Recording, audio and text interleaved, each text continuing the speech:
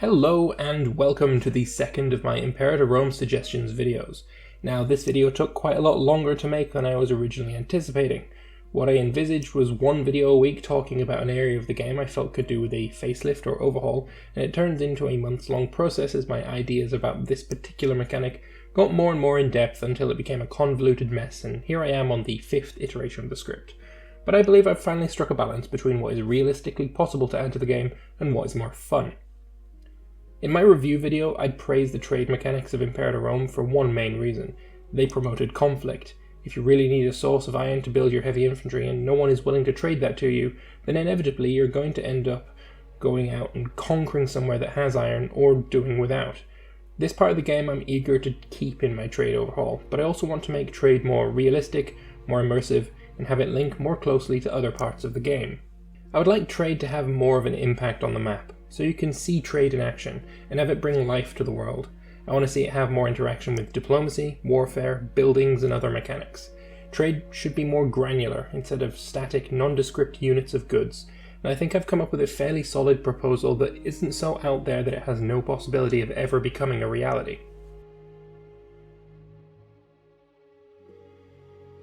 I would initially change it so that each slave you have in a territory produces one unit of that trade good, which would also be able to be further divided into fractions so that happiness and various modifiers would be able to affect it. Perhaps a slave at 80% happiness would produce one unit with a bonus to production if the slave is happier than that, and a malus if they're less happy. These units get stockpiled inside the provincial capital. To see what's in this storage, there'd be a progress bar beside the good on the UI, and a new menu you could navigate to which would give more details and allow you to set up trade routes, move goods to other provinces and other management type things.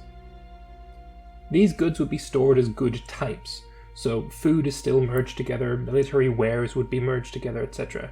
And your storage capacity could be increased by constructing various special buildings. Food already has the granary, military goods could use an armory, and other goods could use warehouses or storage houses. These storages could also be increased with certain modifiers like civilization value and terrain. If an invading army took control of this provincial capital, just like it's able to do with food in the upcoming Livy update, it would be able to take these goods. I would have it so that supply wagons could be loaded with loot, with you the player being able to decide which loot to take, that could then either be carted around with the army, or if the road home is particularly safe, take said goods back to your own country. I find it quite immersion breaking that goods would be static, unmoving numbers.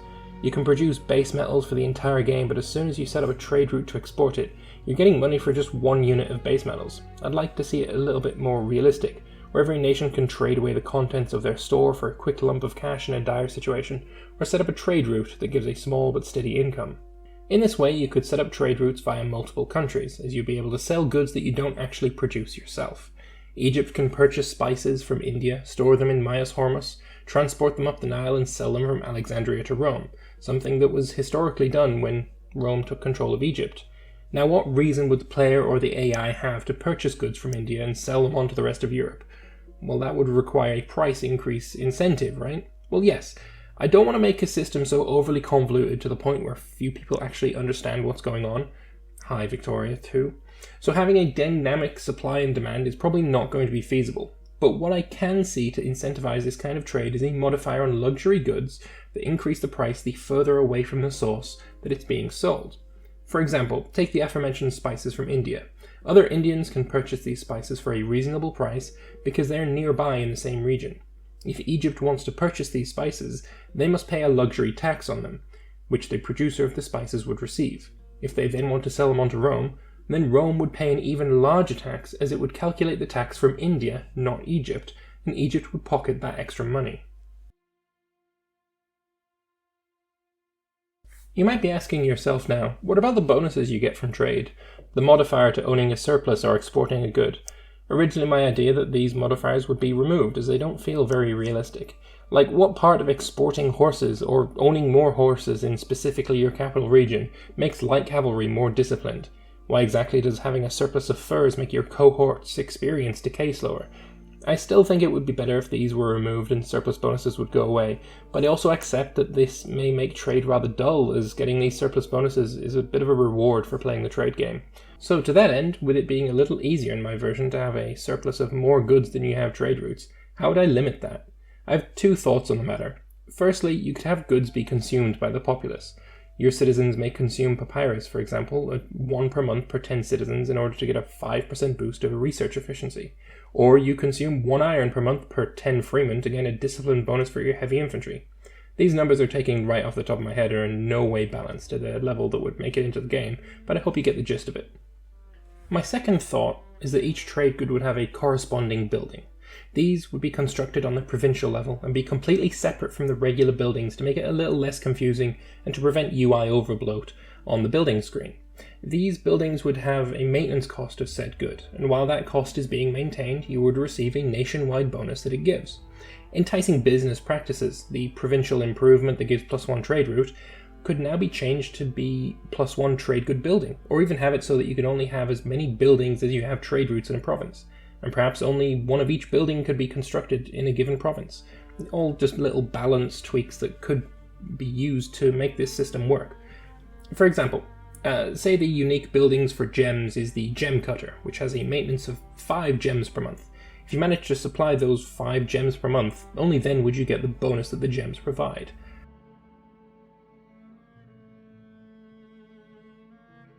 Every trade good would have its own price. No one can deny that iron in the game right now is worth more to a nation than leather, or that earthenware is worth more than papyrus. I would love to see a system where prices of these goods changes depending on how in demand they are, how many trade routes are set up moving these goods. But I know from EU4's history that this really doesn't work in practice, so having events that fire and temporarily or permanently raise or lower the prices would probably suffice. But either way, having different costs to the trade goods would be a real benefit.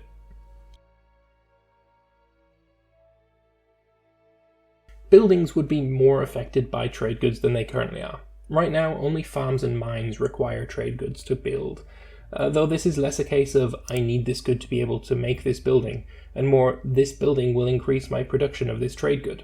And frankly, I find this to be rather weird. Stone and wood should be required to construct buildings and found cities, and for the more civilized nations, marble can be used too. If a province does not have these goods, then they can be moved around the empire on supply wagons, using the same mechanics as the recently announced supply trains coming in the Livy update. Now this could become rather micromanagey, but you could easily build into such a system that when you click to construct a forum, for example, when you do not have wood, iron and stone for such a project, that you can have these goods automatically transported to the province where it's needed, with the gold cost of the building increasing based on how far said goods have to travel. Imagine, if you will, a game where if you want to build a temple to the gods in ancient Greece, you first had to organize trade such that your temple could be made of marble. This temple would be grand and magnificent, and would be much more effective at convincing your population that it is indeed your gods, and not the gods they hold dear, that are worth putting their faith into. In addition to this point, I would make it so that certain buildings could be constructed if you had 2 or more different trade goods to make an entirely new good. For instance, if you have cloth and dyes, either through production or trade, you'd be able to construct a clothing mill that would produce dyed cloth, which could then sell for a higher price. If you have precious metals and gems, you could create jewelry. The list of possibilities is endless for these manufactory-esque buildings.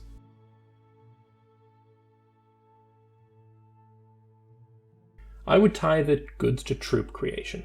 Right now, if you have 1 unit of iron, you can create as many heavy infantry as your coffers and manpower allow.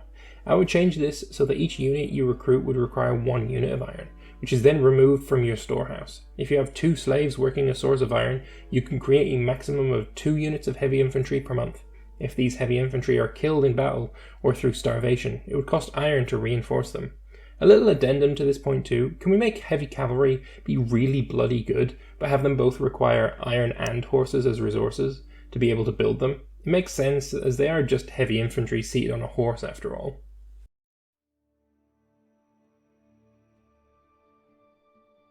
Trade would travel. This is actually the idea that first spurred on my desire to change trade, as I, playing as a landlocked Iberian miner, was able to trade with tribes living in the Alps. It didn't matter if both of our nations were involved in wars that had us completely surrounded on all sides by enemies, that trade good was still making it through, no problem whatsoever. To remedy this, trade goods would travel. If you set up a trade agreement with another nation, the goods you're selling would have to be able to make it to that nation. If you both own a port and are within naval range, then that would be no issue at all, and this would probably be the most profitable kind of trade. However, if you're landlocked, your trade would clearly have to travel through another nation's borders. This nation could do 3 things at this point: allow you free passage, completely block access to all of your merchants, or allow your merchants to pass for a price. You can, of course, set the trade route regardless of whether or not you make any kind of deal with the nations your traders will be passing through, but this would come with its own risks. I feel like this would open the door to much more engaging diplomatic play, as you negotiate and deal with other nations to allow your merchants to pass by unmolested, as pirates roam the shipping routes stealing cargo and gold, and even options in peace deals where you can force the losing party to cease all agreements with another nation, or force them to trade only with you for a time. I would have these trade routes be visible on the map. Think of how you can see in EU4 the ships travelling across the water, how you can hover over them and see what goods are being transported and from where. I want to see that in Imperator. Of course, this could clutter up the map quite a bit, so I would say that you could only see the trade coming to and from your nation. Trade caravans would be able to be seen crossing over the land, finding a port and then setting sail across the Mediterranean. This would bring the world so much more life. Just as POPs gained life with the Cicero update, trade could gain life with this. Now, in order to balance these mechanics, I would have trade take time. Imperator had an issue on launch of too many things being instant action, instant reward. Trade currently still has that problem.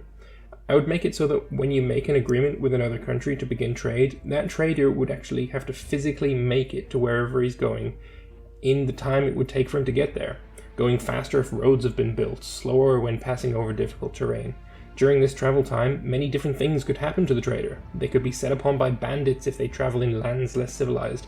They could be caught in dust or snowstorms. They could have their wares confiscated from them if they travel through hostile lands, or lands they don't have any trade agreements with, which may give you a CB against the offender, of course. I can even see this integrating quite well with my pirate rework, so that the pirates would also be targeting the popular shipping lanes, forcing you to either spend money on hiring protection for your merchant vessels, or risk your valuable goods falling into the hands of the pirates, who would then be able to trade their wares with nations that have coexistence policies with them. If you're anti-piracy, then when you root out pirates from their havens, you could take a portion of that haven's storage. Trading vessels that travel overseas and get caught in storms, beautifully rendered on the map now, would run the risk of having some or all of the goods sink to the bottom of the sea.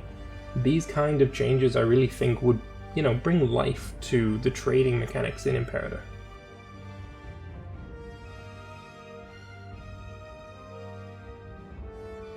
In essence, trade would now flow. Instead of using flat modifiers that never change, that you never have to think about, trade would be more interesting and, in my opinion, more fun.